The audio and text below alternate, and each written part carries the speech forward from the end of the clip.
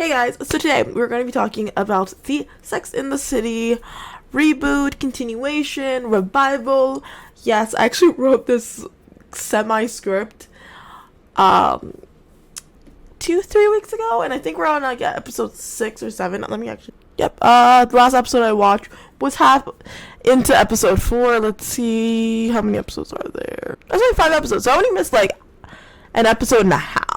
I thought it was way further in. Okay, anyway. Yeah, I feel like this video might be a little late because everyone and their mothers has already done a video on the new Sex and the City. And, but I want to do it because I like Sex and the City. I have, during the pandemic, the real lockdown, I actually watched all of the Sex and the City. Like, all of it. Like, every single episode of the original series.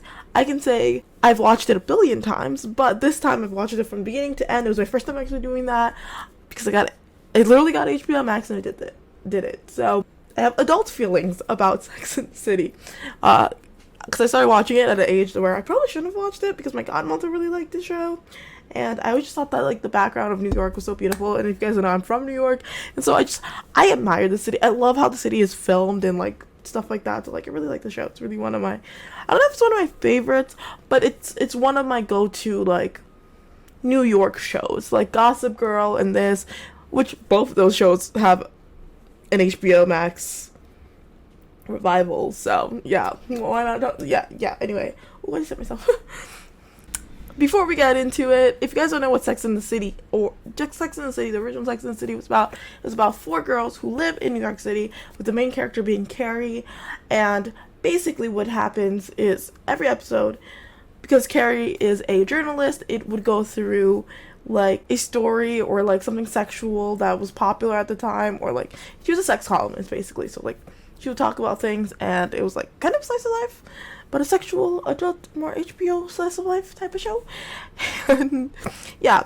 And because of that, since they would talk about things like butt stuff and blowjobs, I don't know if this... I'm not monetized, so I don't think that that's a problem, but, like, I don't know if I'm allowed to say that on YouTube. Because they were talking about stuff that were sexual, and it was the early 2000s / late 90s. Some of it offensive. It was super offensive. The opinions... there's only one character who was really sexually liberated, and a lot of the time, the other 3 girls would kind of, like, talk shit about her. It was kind of mean. It was very homophobic. It was not racially, nice all the time. Like, it had a lot of problems. I am not gonna... But as someone who enjoys shows like Shameless, where literally the whole point of the show is they're, like, kind of horrible people, that's the way I kind of like Sex and the City. I like Sex and the City because very much... yeah, are they kind of horrible people? Yeah, do they have flaws? Yeah, but you should still like them, you know what I mean? Like, Carrie is probably the worst character in Sex and the City, but, like, I enjoy that in some ways, you know? I don't know if that makes any sense, but yeah. At first, I was really excited about this. I think the first sign that I shouldn't have been as excited about this reboot was when my dear Samantha didn't come back, which is fine, because she's going to be in the revival of How I Met Your Mother, How I Met Your Father, which I'll talk about that when it comes out, because I really want to talk about that. I'm so excited for that. It's with Hilary Duff. And Kim, who is Samantha, plays older Hilary Duff in the new How I Met Your Mother. Let me get off that tangent. I will talk about it eventually on this channel. So she took another role, and I assume, honestly, she didn't want to come back anyway. There's so many things I want to talk about with all the Samantha thing and everything, so... I literally wrote in my script, because I don't like reading my script out loud, like, fully, like, scripty-ish. I don't know, if you guys are like me and you can't do it, like, can't just read a script, it's not natural, you know what I mean? I wrote, this show does not make sense if you've never seen Sex and the City, which it doesn't. The show is not a good, like, revival for people who've never seen it, can't do it. But also, if you've watched Sex and the City, this very much does not feel like Sex and the City, which is kind of interesting, because they did change the name from Sex and the City to And Just Like That, and there's, like, basically, I think the reason for that is there's no sex in this, like, no sex. Well, there is sex, but there's only sex. There is sex, but it's Brody having sex. If you guys have watched the show, Brody is... I meant to say Miranda, not Charlotte, but I kept saying Charlotte, so ignore that for this. Son that was born in the original Sex and the City show. which I kind of have a problem with some of it because, like, he was born in the original Sex and the City, and he was born in 2002. Like, canonically, he was born in 2002. And in this show, they said that he is 17. Isn't he, like, 18 now? Like, maybe it's because this was post. I don't know. I guess it matters. Isn't 2000? Wait. 20. Yeah. He'll be 20 this year. So he'll be 19. He'll be 19. He was born in 2002. Which honestly hurts my soul as someone who was born in 1995. But fine, whatever. If you guys were here for, like, hey, I want a very, very scripted, very, very set in this place review on the new Sex and the City revival. This probably isn't it, but I just want to talk about it as someone who's really, really big fan of Sex and the City and just likes to talk about media, if that wasn't obvious. So I'm gonna be all over the place with this. I think I'm just gonna talk in circles, but honestly I'm just because I'm excited about it. Okay, but yeah, so basically there wasn't really much sex. So I mean, and also, like, let's be honest, Samantha was having most of the sex in Sex and the City. Without Samantha, there's not very many Sex and Cities, and also they're not in their 50s, so I understand why they wouldn't be having as much sex, you know. But I mean, there are 50-year-olds that, like, get it in, so I don't think that, like, your age really matters with this, but I get it. Some people won't want to. I don't think it's as attractive to certain people that they're, like, you know, because even 30, like, which sounds so mean, yeah, even 30 for some people was too old of a concept for Sex in the City, because I remember people being like, who wants to watch a show about 30-year-olds talking about sex? Ill. And now, like, millennials we're like getting to that point where it's like, we're 30-year-olds that still want to talk about sex. I mean, I'm 26, I'm gonna be 27 this year. Yeah. So, and I relate to Sex and the City more. I mean, I'm not single or anything, but, like, I like talking about stuff like that and, like, just being open about sexual things. Honestly, I want to be more like that on this channel because I feel like I don't really talk about stuff like that, which is kind of funny because, like, the videos, the, like, type of girlies I watch on YouTube are very much, let's talk about, like, especially when I was a teenager, we're like, let's talk about periods and let's talk about sex and let's talk about ourselves, which honestly, I love those type of people and those type of things. I don't know why they chose the name and just like that. I know they needed to change it, but I don't know why it's and just like that. Just saying, like, that's kind of weird to me. Here's a few things that I've noticed from the new show. If you guys don't know, I have an apartment in Midtown Manhattan. I just moved there like 2 months ago, and so I think I'm even more into seeing what areas are areas in TV shows. I don't know if that makes sense. So, like, the externals of TV shows, especially if they film them in the city, like actually in the city. And basically Carrie and a lot of them live in Upper West Side, and also Charlotte and Carrie live in the Upper West Side, and then Miranda lives in Brooklyn. And I will say, most of the Upper West Side scenes, which I don't even know why this was, maybe it's because of when it was filmed. I know it was filmed like July 2021. They're literally in they're all filmed, like, the areas, if you know, were filmed all or most of them, because they have, like, scenes in Columbia and stuff like that, Columbia University and stuff like that, were literally Tribeca or Midtown. A lot of it was Midtown. Every time you look at an exterior, it was Midtown. You could actually see, like, there was one scene, which I'm not gonna even put it in, but I'm just letting you guys know because I don't really want to get copyrighted for this. But, like, there's one scene, like, in the first episode of this new series, and she's coming out of the piano recital, and you can see the Marriott. Like, you can see, if you guys know the Times Square Marriott, you can see the Times Square Marriott, and for some reason that bothers the fuck out of me. Maybe it's because I'm born and raised there and I just love actually seeing the city, like, and maybe it is supposed to be some of those things are supposed to be in Midtown, but, like, I swear to God, like, yeah, because also there's a scene where there's basically a scene where Miranda gets off the train going to Columbia, and then she goes to Smith's, which is a bar, and it's actually a real bar in New York, and Smith's is, like, actually somewhat near my apartment, and because it's in Midtown, and, like, it is not in the place that it says it is in the show, so I just thought it was funny. Like, not funny, but, like, interesting. I mean, like, movies and stuff do that all the time, but, like, it just, I don't know, it just like, I don't know why I think because it's supposed to be Sex in the City, that's why it bothers me. Honestly, I've noticed that this show definitely follows more of the format that the movies had, where you had, like, kind of long form format and the story kind of, like, goes on. actually really like that, the fact that we had 30 minutes episodes in the original show, and like they were episodic. You can watch them in any order, and it's really nice because like now, because of like reruns and stuff, random episodes of Sex and the City will play at like E, or like I think E, mostly E. I always see it on E. And it'll just be a random episode. You can just pop in and just watch an episode and pop out. But like this one has like kind of, because each episode's like 35 to 45 minutes, it is a long form content where we like, yes, we get to know more about the characters that we didn't really know before, or like the ones that we never got to really see too much.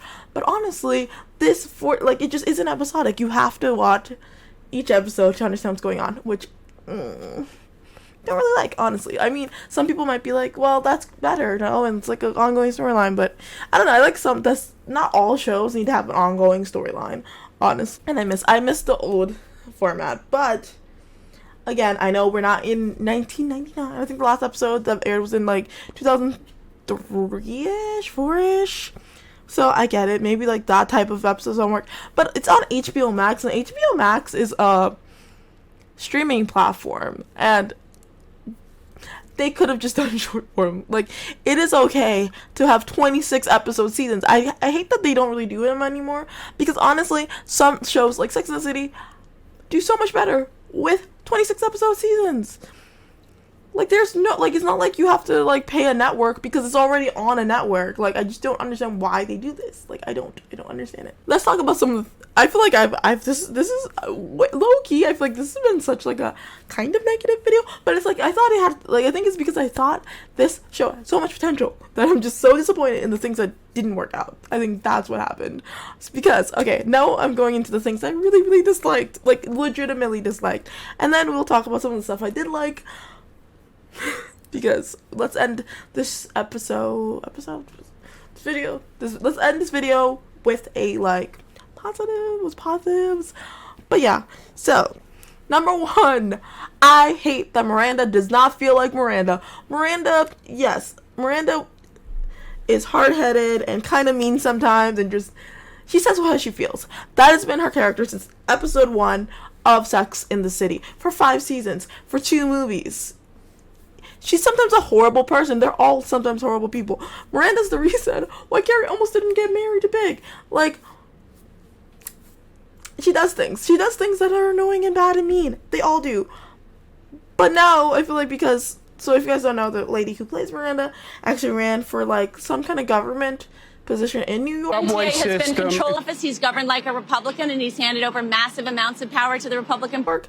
I feel like she wants to be a lot more woke so that if anything happens, she can still be elected in the future. Because god damn it, it is so woke culture, and I hate it. I hate woke culture so much, because like, it's okay to have shows, like I said, in the same way that like it's okay to have episodic like shows with like 20 minutes, it's also okay to have shows that are offensive, because I feel like we don't have enough shows where they're just allowed to be offensive. Because here's the thing, the people who would watch Sex and the City, like if you're coming back from the original series, don't care about woke culture.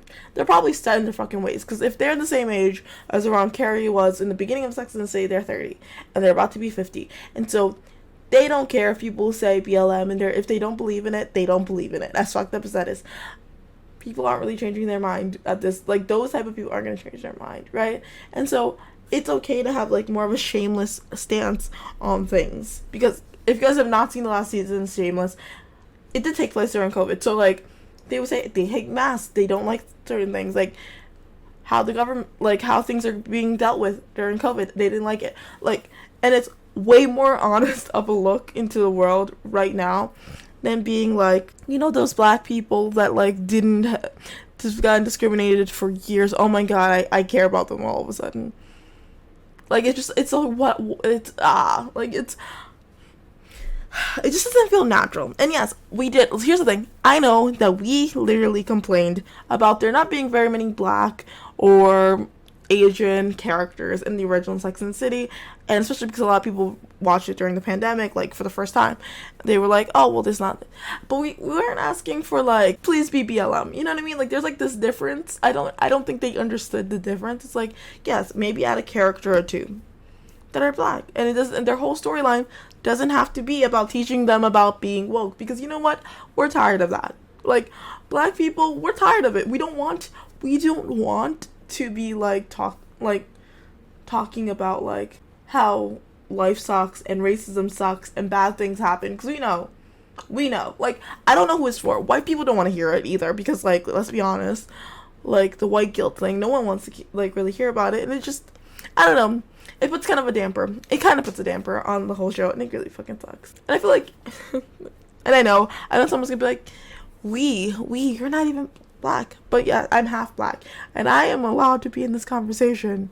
Okay, I am, because, God, I'm light skinned, I don't get as much discrimination, but I still know what it means and how I feel, so I'm gonna talk about it, especially when it's, I don't know, I'm just tired of this, like, fake woke thing, legitimately, like, I think we passed the point of, like, especially, like, last June, when we were doing all this BLM shit, nothing changed, and so putting this into TV shows and movies, and making it seem like people are gonna change, or people are changing, and some people are, but, like, people are changing more than they actually are. It's just gonna put a fake thing in history, and people are just gonna rewatch stuff and be like, so. And I think that, weirdly enough, putting all these things in is gonna date a show. I just think so. Anyway, and I'm just saying, and also, there have been a few people who've been reacting to scenes from this new Sex and the City, and have been like, oh my god, this is so cringe. So it's already cringe, so it's just gonna get chuggier and chuggier. My second point technically is also like goes with the first one, and I said I don't like that it tries to be woke, because it feels like they're so scared of being politically incorrect that it misses the mark. Here's the thing, this is on HBO Max. I feel like HBO, they're known for their like raunchy, bad, out there things. That's what they are, and maybe they're trying to remarket, and that's fine, but yeah. And it's also that like it's this one and then Gossip Girl, and it's like I just want to watch a show, get drama, and be entertained. That's all I want from a show sometimes. And also, like, I don't know, like, not everything needs to be political. Also, another thing with this, I feel like if they were gonna like do certain storylines and certain things, I wish that they got people that were like my age or younger. I'm like 26, 27, to actually write these scripts, because it felt like old people were writing what they wanted young people to do, but like if it was for older people, it also missed them. Like, it just doesn't make like, that's what it is. At the end of the day, it just doesn't make sense. And I feel like I'm talking around in circles, but it just does, like, every time I think about it, it just doesn't make sense, and it's not very great. And yeah, and I've had a lot of talks with a lot of people about this. It's just doesn't make sense. I just don't know why they did it. It just doesn't make sense. So yeah, and sometimes also, I know they got back the same people to write this as like the original, but like, legitimately, sometimes it's okay to get new writers. It is, because sometimes sometimes you can't recreate magic, and sometimes you need help. And to go along with the magic, I wrote, it took things out that worked for the original show and left what people didn't like about the movies. And yes, these really do feel like the movies. And I don't think not anyone, but most people, most Sex and the City fans do not really like the movies. I mean, like, I don't think they did like horribly, like in like theaters and stuff, because we went to go see it, we watched it, but like there was just if you guys want me to talk about the Sex and the City movies, like 1 and 2, they're so miserable to watch. But I can talk about it because I have so I feel like I can do a whole bunch of videos on those. So if you guys want me to talk about that is a thing.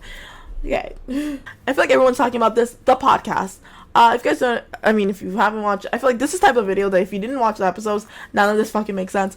But the podcast, in every episode, basically Carrie is now working for a podcast, like a host at a podcast place. She's not really the podcast owner, but like, she's like a salary worker, right?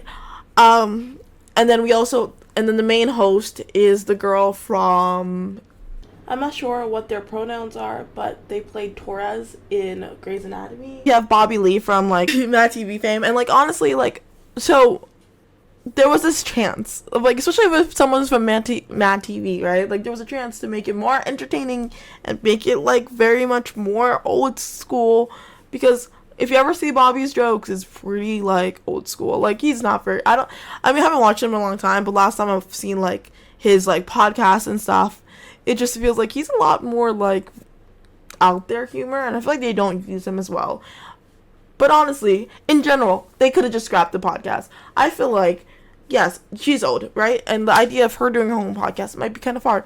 But honestly, I feel like they could have just done it where she just has her own YouTube channel and she talks about stuff. Just random stuff. Or maybe like a live stream or something. Like there's so many things that they could have done because Carrie in her past life was an author. Like in the show was is an published author.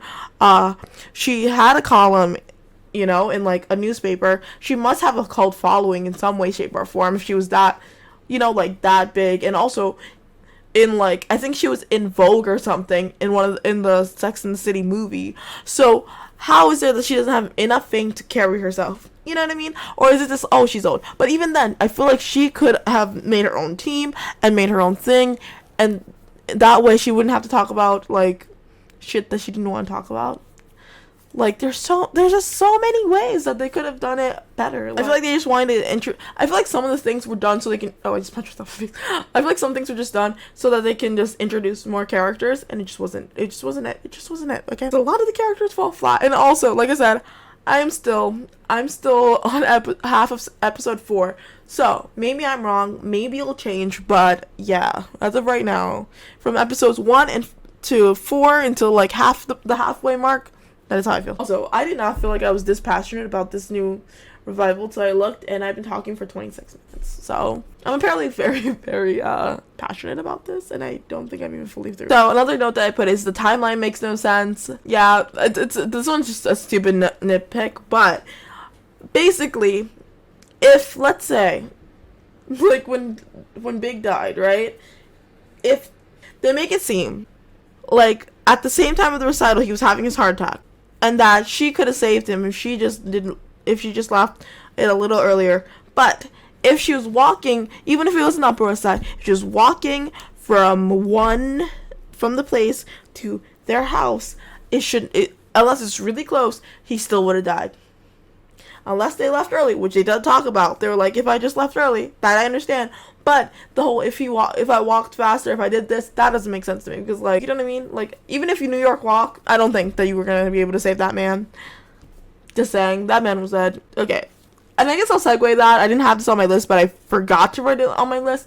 Is Big's death. It just felt useless. Like, so you were telling me, we had we had 5 seasons, 2 movies, and we're finally getting them together, and they're finally happy. Are you gonna kill this bitch off? I'm just gonna kill him.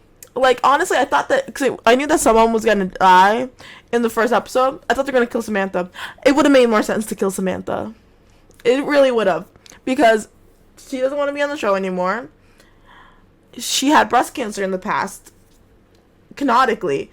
It's canon that she has breast cancer. They still decided get off Big, which honestly I heard that he had another show, which honestly he had a show in the works, which now he got fired from because like some like stuff has come out about him, which is kind of crazy. If you guys watch Sloan, I watch Sloan. I like his videos. He talks about what's going on with that, and like, ooh, that's crazy. But if you guys know, you know. I'm just not gonna talk about it in detail here. Okay, so the last note that I have is no mask, because it's so annoying that, like, it'll just be like, remember the pandemic? Remember when this happened? That was so long ago. We burned our masks, and we are through that phase of life, and no one's wearing masks.